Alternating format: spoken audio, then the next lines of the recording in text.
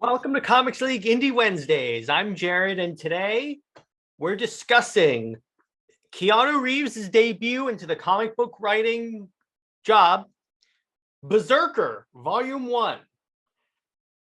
Oh boy, this book. All right, so I could imagine this book.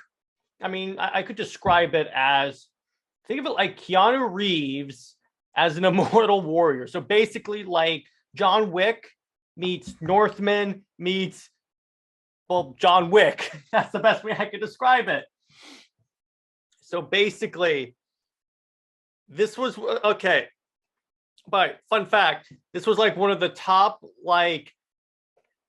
supported in terms of like money raised indie campaigns on like Indiegogo of all time. So it's legit, and it's so cool.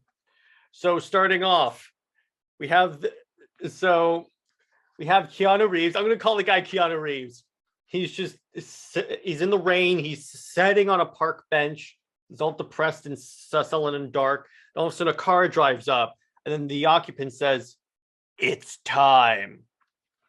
So then Keanu is in his helicopter being brought to a target, and he's with a team of Black Ops soldiers.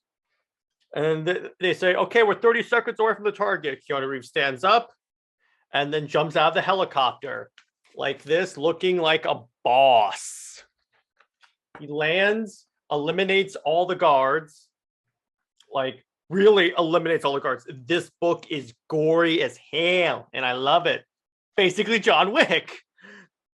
He clears the rooftop, goes down into the building, and just continues to just tear these dudes apart, like pretty much John Wick and Northman. That's the best way I could describe it. Like he's ripping ribs out and stabbing people with them. It's crazy. The Black Ops team was like right behind him. He's like leading the Black Ops team. In other words, he's going through annihilating people as the Black Ops team follows him. He jumps out of a building using a dude as cushion, lands in an ice cream truck, gets up, and he's being shot at by a what's called a technical, which is basically a car with a machine gun. It's basically that right there. He jumps at the car, kicks through the windshield, throws out the driver, and he starts driving the car. And then the passenger behind him aims a gun at him. So what he does is he leans backwards as the gun's fired, and the bullet takes out his nose. And then he like elbows the dude and grabs the gun by the barrel, and the gun fires through his hand.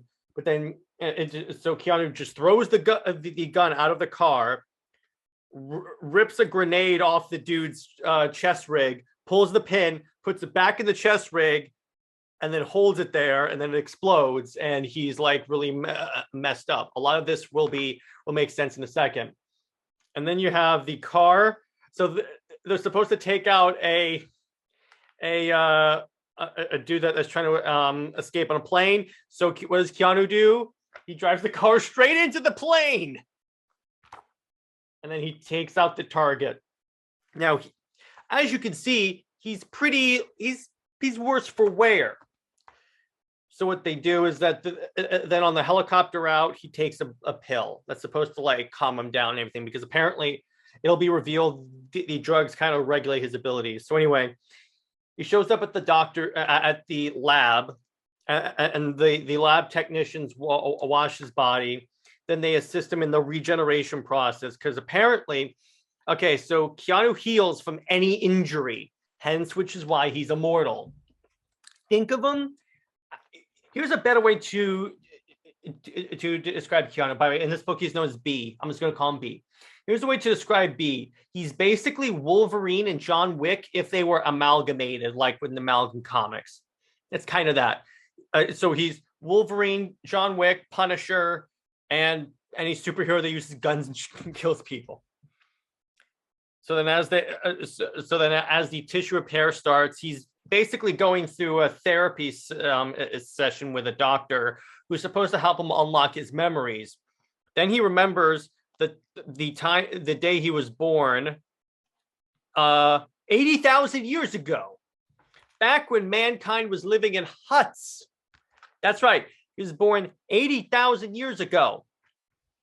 Next, we go to 80,000 years ago. He's talking about his people. His people were nomads, and they encountered issues. One of the issues was that there was this one tribe that was raided every single season by, his tribe was raided by a rival tribe every season. So, and his parents desperately wanted his parents wanted a child, but they also needed protection. So his parents go to the gods and pray. And then eventually, what would show up? A baby. No, actually, what would happen is that the mother would all of a sudden. So at first, they think the gods hadn't answered their prayers. They go into the cave. She comes down and goes, oh, "Okay, I felt so. It didn't work. Nothing happened." She wakes up the next day. She's 6 months pregnant. The baby's like accelerating.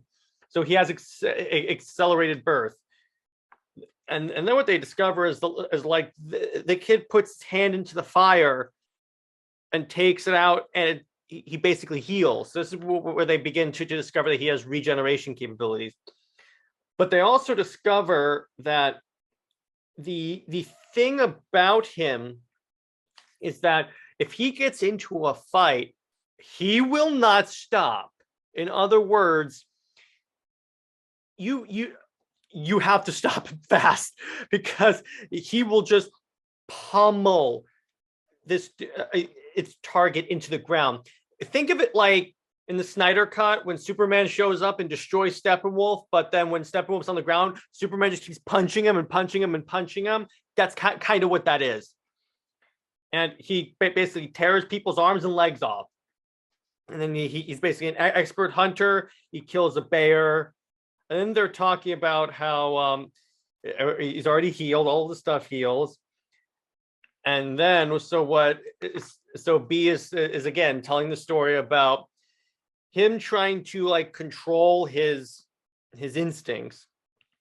Then they show like a flashback showing that how immortal he is. He's in like the 1800s, the 1900s, the more 80s era. They also show that he's been like attacked 1,000 times and he's still alive. Like there's a panel of him with like 80 spears in him and he's still alive.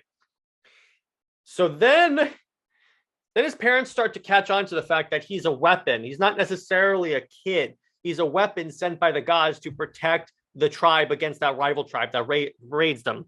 So B grabs a spear and a giant hammer, goes to the rival tribe, and proceeds to absolutely slaughter them, like with extreme prejudice.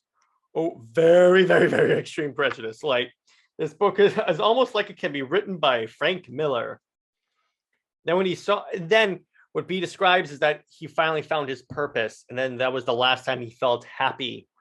And the next day, the next chapter, there are in this volume 4 chapters. So I'm going to talk about all 4 chapters. I'm going to go back and talk about my favorite parts of it. I'm just going through it really fast, and then we're going to do that. Then we have B talking about basically more describing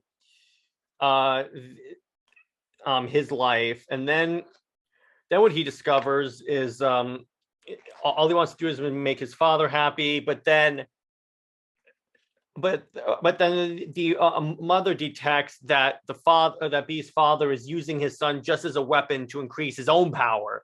In other words, the father has this super powerful warrior son, and he's using him as his own personal, not necessarily enforcer, but assassin to like take over other kingdoms. And then eventually B's mom says, "Promise me that we're almost done, then he can have a normal life." And the father says, "I promise." Then you have the conquest. He just keeps going. He kills he kills kings. He kills literally everyone. And the father even says, "No one lives." So B sees the women and children. No one lives. And then everyone's a little afraid, and then the mother goes back. They go back to the tribe, and It's really basically B is starting to get more brutal and less like restrained as a warrior. And then so B keeps going on missions, and this chapter was basically recounted by the therapist. Then chapter 4, we have more of the therapist is listening to more of her interviews of B. So then the mother essentially so the mother is trying to essentially take this rage away from her son. So that's why she went to the gods. And in other words, so the mother wants B to be able to live a normal life and not have to be like a killer and constantly have this bloodlust in him.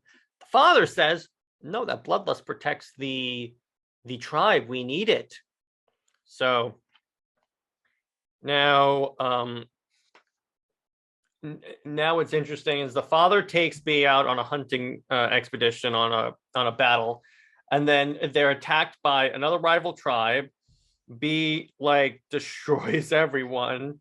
Then they return to the village and find B's village has been completely wiped out, including his mother. Then B goes crazy and kills all the enemies there. And then he sees his mother's dead.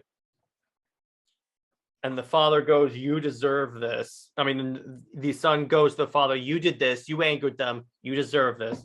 So then B leaves him there, and then the tribes tear him apart. Then B goes to the army and just lets them kill him, basically, which it doesn't work for obvious reasons.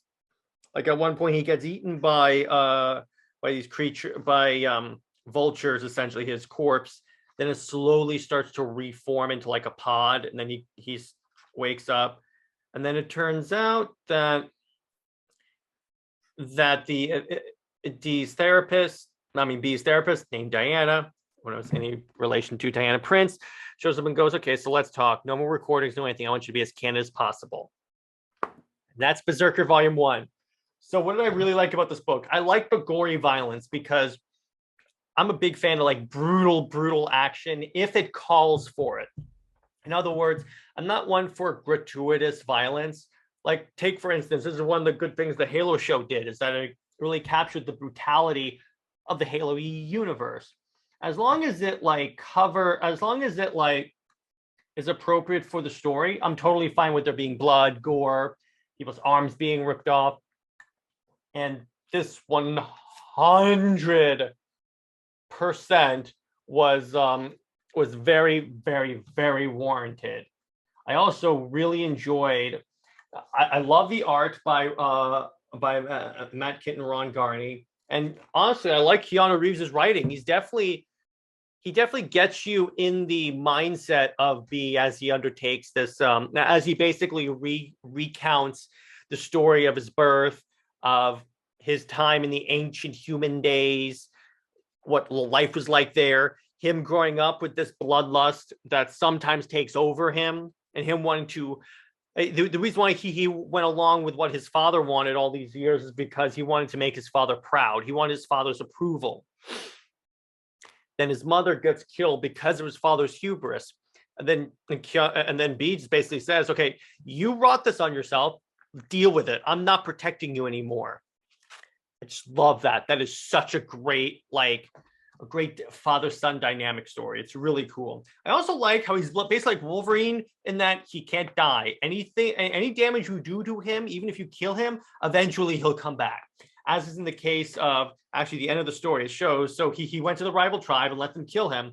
Then he gets killed. He's encased in like a pod. Then he emerges and basically goes, okay, I'm alive now. Also like all the variant covers by dudes like Dan Mora, Raphael Grandpa, Lieber, Mayho. I actually have one of the single issues in my collection that I got when I went to my LCS one day. I'm just trying to pull that out so I can show you guys. It's actually a really cool book. Hang on, I just want to find that really quick. Should be in here somewhere. That moment when you have a lot of comics, you can't find anything. Here we go. It's right there. So it's kind of like silver and everything. So I got this. I got issue 1 before I got the trade because I wanted to see because I've heard so many good things about the book, and I wanted to see if it was any good. And once I read issue 1, I was like, no, I gotta get the trade. It's so good. I'm very, very, very happy I got this book because it is well worth it. And as soon as volume 2 is available, or as soon as I find volume 2, I will be purchasing this and it will be on the show. Now, okay, that I think is a good place to leave it. This is a little shorter than the last book that I did. And the last book I did was, I believe, let's see, I did Cyber Frog, and then I did Noctera, yeah. And this one's a little shorter because most of the book was just violence. So I basically breezed through that. So I got some very good suggestions for books in the comments of the last video. I will be factoring those in. I just have to order those books. When I get them, I will definitely cover them.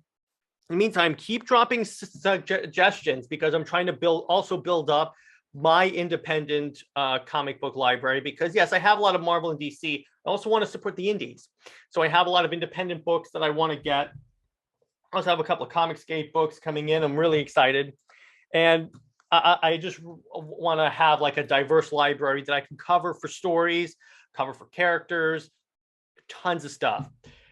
And we're trying to diversify the Comics League like library of content we offer.